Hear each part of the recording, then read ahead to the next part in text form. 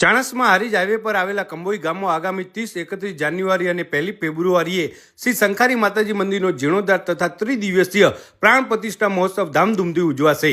આ પ્રસંગમાં કંબોઈ ગામની તમામ પરણિત અને કુંવારી દીકરીઓને સ્મૃતિ ભેટ તથા યથાશક્તિ કવર ભેટ અપાશે। 30 જાન્યુઆરી દીપ પ્રાગટ્ય સાથે પ્રસંગ શરૂ થશે, જેમાં દેવી દેવતાનું પૂજન અને સમૂહ ભોજન હશે, સાથે રાત્રે રાસ ગરબાની રમઝટ માનસિક કુમાવત જમાવશે।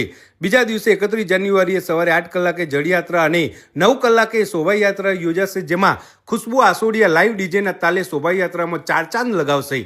સાંજે પૂજન અને આરતી થાળ પછી રાત્રે ભવ્ય લોક ડાયરાની મોજ હશે, જેમાં ગુજરાતના ખ્યાતનામ કલાકારો સાઈરામ દવે, કીર્તિદાન ગઢવી, બ્રિજરાદાન ગઢવી તેમજ અપેક્ષા પંડે આખી રાત ડાયરો ગજવશે।